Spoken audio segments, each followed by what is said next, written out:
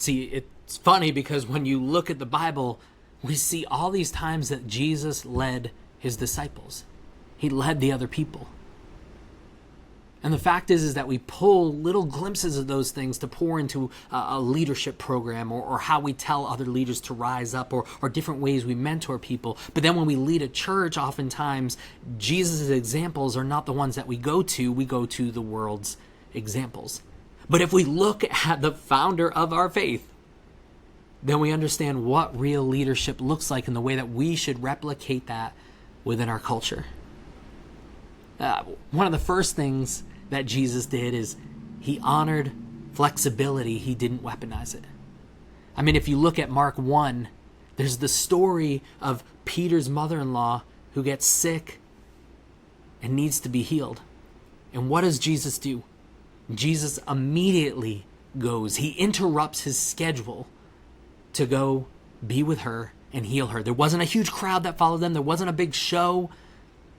He was interrupting his important schedule to go and meet Peter's needs and his mother-in-law's needs. I mean, think about that in our culture. We have programs so lined up down to the very second. Any interruptions are rude and uncalled for and have no place within the church and within the ministry. And yet, look at what Jesus did. We need to get back to that point where flexibility and a flexibility amongst our staff and our church and our culture is honored and not weaponized. The second thing that Jesus often does that maybe we don't do enough of is that wins are shared and they're not siloed. You look at Luke 10, Jesus sends the disciples out, and when they come back, he wants to know what happened.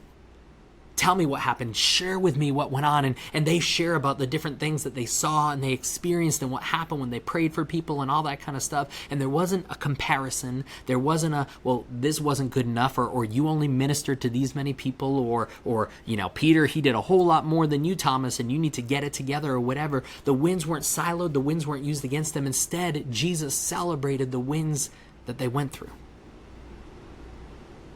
He doesn't say, well, that was all me, and you need to give me credit and everything. Instead, he just celebrated that they had the ability to step out and speak these things and experience these things and see God move through them.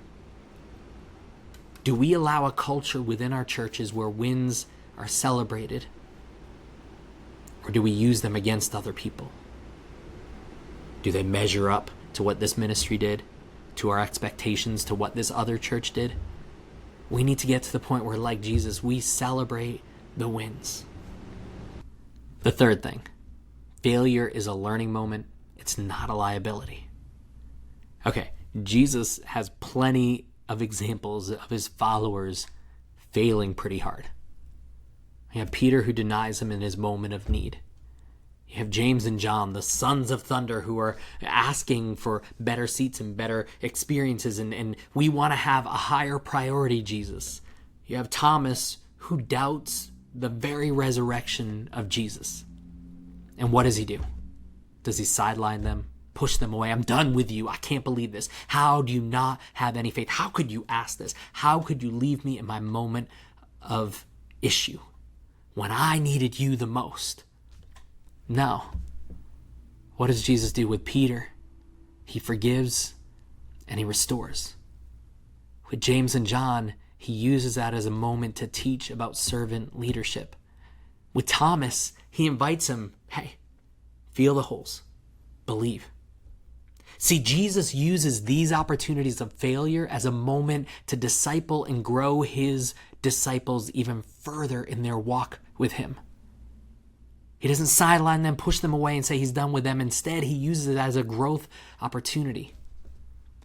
How many times in a business culture are we afraid to take calculated risks for the ministry?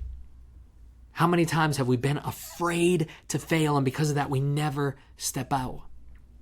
How many times have we stepped out and failed, and even in the slightest thing, it's used against us to sideline us, to push us away, to never give us an opportunity again? We need to start resembling and mirroring what Jesus did. Now, I realize there are different levels of failure. If I blow up the church van, probably shouldn't be driving the church van, and there might be other consequences. But in the same aspect, look at what Jesus did with his disciples. He used it as an opportunity for growth. Are we using failure as an opportunity for growth within our ministries and within our churches?